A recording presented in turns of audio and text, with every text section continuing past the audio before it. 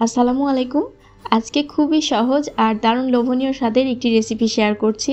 তৈরি করছি কাঁচা আমের টক ঝাল মিষ্টি মশলা মোরব্বা। এটাকে আবার কাঁচা আমের বার্মিজ আচারও বলতে পারেন। ভীষণ টেস্টি এই আচারটি তেল ছাড়া এবং রোদে দেওয়া ঝামেলা ছাড়াই একবার বানিয়ে দীর্ঘদিন পর্যন্ত সংরক্ষণ করে খেতে পারেন। আশা করি আমার আজকের এই আচারের রেসিপি সবার ভালো লাগবে। কাঁচা আমের মশলা মোরব্বা বানানোর জন্য আমি এখানে 1 কেজি পরিমাণ কাঁচা আম আগে থেকেই ধুয়ে খোসা ছাড়িয়ে 2 ফালি করে কেটে রেখেছি। চাইলে পাতলা স্লাইস করেও কেটে নিতে পারেন। এখন এতে দিয়ে দিচ্ছি 1 কাপ চিনি।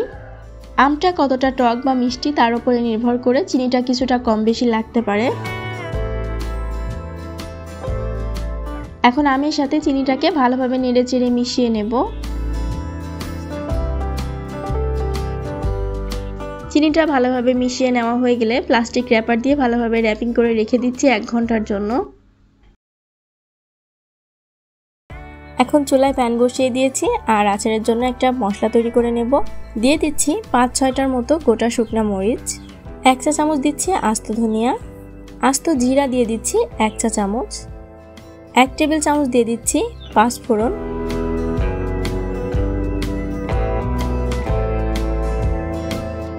চুলার আঁচটা লোতে রেখে নেড়েচেড়ে মশলাগুলোকে হালকাভাবে টেলে নিতে হবে। মশলাগুলো টেলে নেওয়া হয়ে গেছে। এখন আমি নামিয়ে ঠান্ডা করে তারপরে গুঁড়া করে নেব। 1 ঘন্টা পরে দেখুন চিনিটা অনেকটা গলে গেছে আর অনেকটা পানি ছেড়েছে। এখন এই পানি সহ আমগুলোকে একটা প্যানে নিয়ে নিচ্ছি।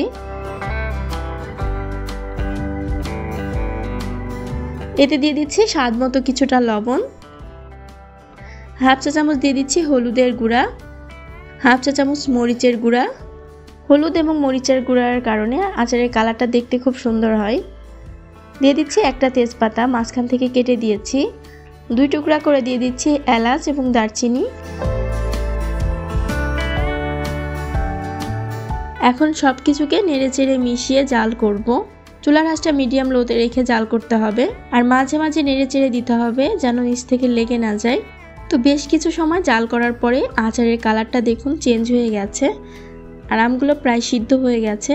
এখন আমি এতে দিয়ে দিচ্ছি 1 চা চামচ চিলি ফ্লেক্স, 1 টেবিল চামচ দিয়ে দিচ্ছি তেলে গুঁড়া করে নেওয়া আচারের মশলা, দিচ্ছি 1/2 চা চামচ বিট লবণ আর সব শেষে দিয়ে দিচ্ছি 2 টেবিল চামচ ভিনেগার।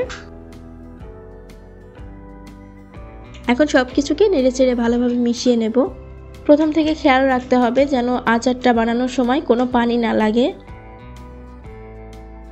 তো সব কিছুকে মিশিয়ে নেওয়ার পরে আমি চুলায় এভাবে রেখে দেব আরও বেশ কিছু সময় ধরে। আর আপনি যদি প্রথমবার আমার ভিডিওটি দেখে থাকেন, রেসিপি ভালো লাগলে প্লিজ আমার চ্যানেলটিকে সাবস্ক্রাইব করতে ভুলবেন না।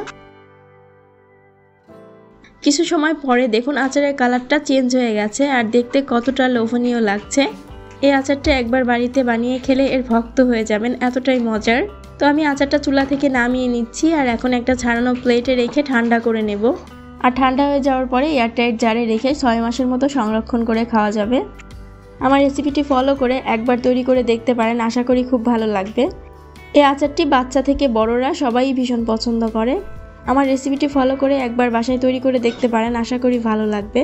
আমার রেসিপিগুলো যদি ভালো লাগে লাইক কমেন্ট সহ প্লিজ আমার চ্যানেলটিকে সাবস্ক্রাইব করতে ভুলবেন না। আজ এ পর্যন্তই, আল্লাহ হাফেজ।